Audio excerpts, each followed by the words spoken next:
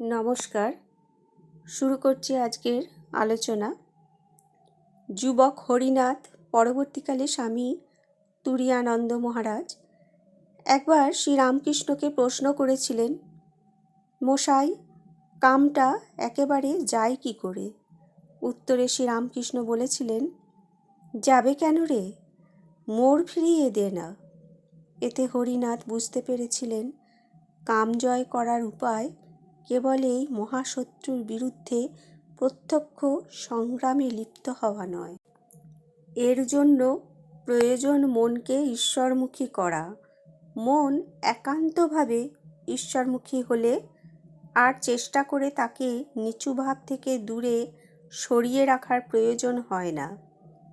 অর্থাৎ ঈশ্বর অনুরাগে মন সুপ্রতিষ্ঠিত হলে বিষয়ে বিরাগ আপনা থেকেই হয়ে যায়। কেউ যদি পূর্ব দিকে এগিয়ে যায় তাহলে পশ্চিম দিক আপনা আপনি দূরে প্রস্থান করে। আবার মিছরির পানা পেলে কারো চিটে গুড় ভালো লাগে না। হরিনাথ কামকে ঘৃণা করতে গিয়ে অপর এক বিড়ম্বনায় পড়েছিলেন। তিনি কামের প্রকোপ থেকে আত্মরক্ষা করতে গিয়ে নারী জাতির প্রতি বিদ্বেষ ভাব পোষণ করতেন। কোনো বালিকা কাছে এলে তিনি বলতেন, আমি তাদের হাওয়া সহ্য করতে পারি না। কিশোর শিষ্যর এই ভ্রান্ত ভাবনা দূর করার জন্যে শ্রীরামকৃষ্ণ তিরস্কার করে হরিনাথকে বলেছিলেন, তুই বোকার মতো কথা বলছিস। নারীদের অবজ্ঞার চোখে দেখার কারণ কি? তারা জগন্মাতার মানবী মূর্তি। তাদের জননীর মতো দেখবি ও শ্রদ্ধা করবি। তাদের প্রভাব হতে মুক্ত হবার এই একমাত্র উপায়। যতই তাদের অবজ্ঞা করবি ততই তাদের ফাঁদে পড়বি। আমাদের সকলের প্রাত্যহিক জীবনে কাজকর্ম করতে গিয়ে আমরা দেখি সর্বক্ষেত্রেই টাকার প্রয়োজন। অথচ শ্রীরামকৃষ্ণকে দেখি তিনি টাকা মাটি, মাটি টাকা বলে টাকাকে গঙ্গা জলে বিসর্জন দিয়েছেন। টাকাকে গঙ্গা জলে বিসর্জন দিয়ে তাঁর সে সময়ে দুর্ভাবনা হয়েছিল। এ বিষয়ে তাঁর নিজের বক্তব্য। তখন একটু ভয় হলো। ভাবলুম, আমি কি লক্ষ্মী ছাড়া হলুম? মা লক্ষ্মী যদি খ্যাঁটি বন্ধ করে দেন তাহলে কি হবে? তখন হাজরার মতো পাটোয়ারি করলুম। বললুম, মা, তুমি যেন হৃদয়ে থেকো।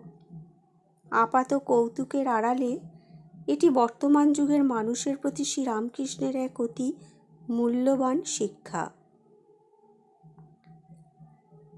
এই প্রার্থনার মধ্যে দিয়ে তিনি বর্তমান ভোগবাদী ও বস্তুবাদী বিশ্বের মানুষের যন্ত্রণা নিবৃত্তির এক পরম নিদান নির্দেশ করেছেন। তিনি নিজেই বলেছেন, পাটোয়ারি করেছেন অর্থাৎ চাতুরি করেছেন। এ চাতুরি বস্তুত জীবের মায়াজাল ছিন্ন করে। ধনের অধিষ্ঠাত্রী দেবী লক্ষ্মী যেখানে অবস্থান করবেন সেখানে তো কোনো সম্পদেরই কোনোরূপ ঘাটতি থাকতে পারে না। এখানে একটি বিষয় আমাদের বিশেষভাবে বুঝতে হবে। যেখানে শুধু ধন থাকে সেখানে ধনের আনুষঙ্গিক দুশ্চিন্তা, লোভ, মোহ ইত্যাদি আবশ্যিকভাবে চলে আসে। কিন্তু যেখানে দেবী স্বয়ং বর্তমান সেখানে পর্যাপ্ত পরিমাণে ধন সম্পদ থাকলেও তা হয় এই দুশ্চিন্তা, লোভ ও মোহশূন্য। আবার বিষয়টিকে এভাবেও দেখা যেতে পারে, আসলে সব ধনই দেবীর। তিনি তাঁর ধন আমাদের কাছে কিছুদিনের জন্য গচ্ছিত রেখেছেন। আমাদের প্রাত্যহিক জীবনযাত্রা নির্বাহের প্রয়োজনে এই ধন আমরা ব্যবহার করব, কিন্তু মনে মনে জানব এর কোনোটিরই মালিক আমি নই। এ সবই দেবীর। আর এই ধন যদি দেবীর হয় তাহলে আমরা কেন এর জন্য দুশ্চিন্তা করব? কোনো প্রকারে যদি একবার দেবীকে অন্তরে আসীন করা যায়, তাহলে আমাদের ধনও হয়, আবার শান্তিও আসে, কোনো কিছুরই আর অভাব হয় না। কথা প্রসঙ্গে শ্রীরামকৃষ্ণ, আজকের আলোচনা এ পর্যন্তই। ধন্যবাদ।